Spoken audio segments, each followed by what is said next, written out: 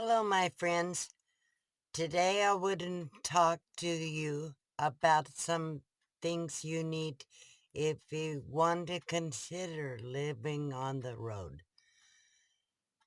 These are absolute essentials if you need to travel. Whether you're living in a vehicle or traveling in a vehicle for snowbirds or full time, these are things that I think are very important.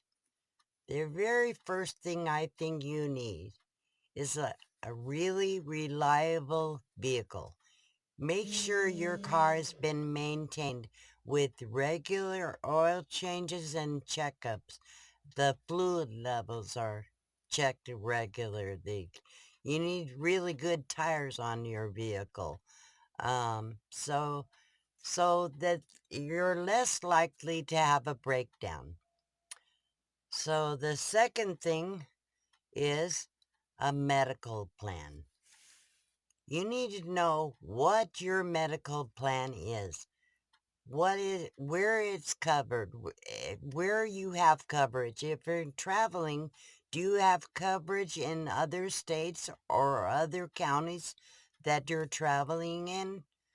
Um, and how do you go about getting medical care? Is there specific places that you have to go to get to see a doctor or a dentist or whatever that kind of thing? Most emergency rooms take any coverage, but for the most part, at least. But you need to call your provider of your medical insurance and find out these questions. Find out everything you can about how to get medical care when you're on the road.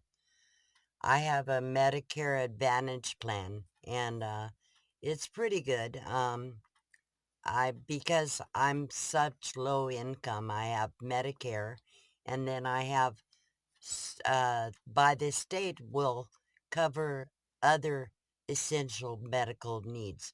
I don't have a dental or vision plan, but I do have emergency. If I have an abscess or something, I could get in there and get a little dental care, or say I have a real serious problem with my eyes, not glasses or anything, but serious problems with my eyes, like my eye surgeries. The state medical will cover the difference between what the Medicare doesn't cover. So, but I have a Medicare Advantage plan. So, but everybody needs to be sure that you know what you have. And so that's very important. The third thing I think is probably one of the most important things you need to have is a water supply. You need to have at least 5 gallons of water with you when you're traveling at all times. You never know if you're going to get stuck somewhere for 2 or 3 days. You have to have water to drink. You can't live without water. So the other thing I think is important is a food supply. I feel you should have a minimum at least a week of food supply. Um,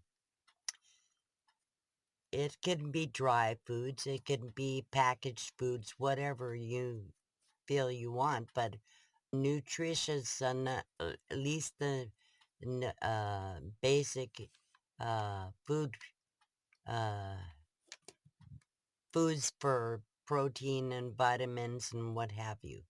Try to always keep about a week's supply. Another thing I think you should always have, and I didn't have it. I still really don't have very much, but I'm working on it, is an emergency fund. I think, truthfully, you shouldn't travel without a good, I would say a minimum of $500 for emergencies. And really, car repairs, probably couldn't get very much repair work done for $1,000. So who knows? I mean, the last few months I had to spend almost $3,000 for car repair, my front end, and then tires. So, and I had to charge it because I didn't have an emergency fund. And thank goodness I had recently paid down my credit card, so I was able to charge it. But I'll tell you, without an emergency fund, you're pretty much up a creek unless you are with a mechanic that knows something, and even then, he's not going to give you the parts, so you still have to have money for parts. Okay, another thing I think you need, let's see, what's the next thing I had on my list? Oh, very important. When you're traveling in a vehicle, especially a small vehicle, you have to have somewhere comfortable to sleep. In my car, I set up a bed in my car. But of course, in RVs and things like that, usually have pretty comfortable bed. But the mattress is also important because without rest, you will get sick. So, um, so the another thing is a cell phone. You don't want to be stuck on the road, broke down without a way to call somebody. You need to have a cell phone. And not just to have a cell phone, you need to make sure you call somebody or have contacts to be able to get a hold of somebody in an emergency. Somebody should know where you are at all times. So in the contacts, make sure you have the emergency numbers that you might need to call. Uh, of course, 911 will help, but it's a good idea if you can to know where the number of the police department or the sheriff's department or the nearest hospital or something like that is. So, should always have a cell phone because some people don't think you need it. Maybe you don't need data, but you do need a phone that can make a basic emergency call. So, okay, then another thing you need to always make sure that you have a way to cook. Cooking essentials like a little pot, a little stove, skillet. Even a one burner stove is okay. You can buy a propane or butane stove pretty cheap online or at Walmart or places like that. Um, Pretty reasonable, and you can usually get the fuel for it too. So you need to have a knife and a spoon for stirring or whatever, a hot pad, at least a knife, fork, and spoon, and a plate and bowl for your eating utensils, and maybe a couple small containers to put the leftover food in. I keep a lot of Ziploc bags, usually sandwich size, quart size, and gallon size for food supply. Also, another thing I think is a good idea to have is uh, along with that is some way to keep your food cool because you may not have room for a great big ice chest, but even an insulated bag will keep your produce from spoiling.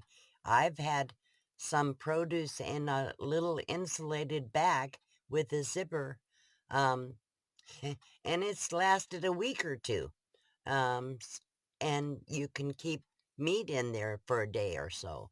So, I mean, you need a way to keep your food from spoiling. Okay, and then another thing you need to have is always have both clothes for warm weather and clothes for cool weather. Along with that, you should have a very good jacket and good shoes. And at least one towel. That's helpful. Um, so another thing you need is some kind of lighting if you want to read, or if you want to see. If it's night and you needed to cook or do something, heat some water or whatever, you need a light. So I use Lucy lights when I don't turn the main lights on. In the car, that's all I had is Lucy lights, which are solar powder powered lights. You can get them again in pretty much any department store like a Walmart or Amazon. But the solar charges, because then you don't have to have power to have lighting. And flashlights is good. Of course, you have to buy batteries for flashlights. Okay, so lights. And then another thing you need to have is a way to charge your phone or your tablet or whatever, or a little fan or USB. So usually most vehicles have a cigarette lighter, and you can buy a little inverter actually to plug into the cigarette lighter to charge some things that have to have a plug. So that's a good idea too. Another thing you should have is like a little folding table. Even a little TV tray is good. Something to set your little stove on or set things on for food prep or whatever, inside or outside. So, and also some kind of a folding chair. There's a lot of chairs that you can get that don't take a lot of room folding up. But be careful, because I've had a lot of trouble with buying chairs, and I bought some chairs at Walmart, and it split right down the middle. I fell right through the chair, and it was brand new. It was less than a few weeks old, brand spanking new. So I've had chairs, the seams, the threads, when yours have a chair in the weather a lot, the weather will wear out the thread that holds the seams. So be careful about that. I finally just decided, heck with it. I invested in some metal folding chairs with a good cushion. And that's worked out pretty good. I know we had metal chairs for years and years and never fell apart, never had problems with those. So, okay, so another thing that you should have is uh like a small toolkit with a screwdriver and a wrench, like a not a wrench, like a pliers or something, a hammer, maybe a multi-purpose tool unit with some have can openers on them and little saws, things like that. So I keep nails and screws and tape and rope and things like that. You never know when you're gonna need something like that. Another thing that's a good idea to have is a little tiny pop-up tent. Especially if you're staying in a car, you can, when you're parked, you can put the little pop-up tent and put things in the tent to make more room in your car when you need it. So another thing I think is very important is an escape plan.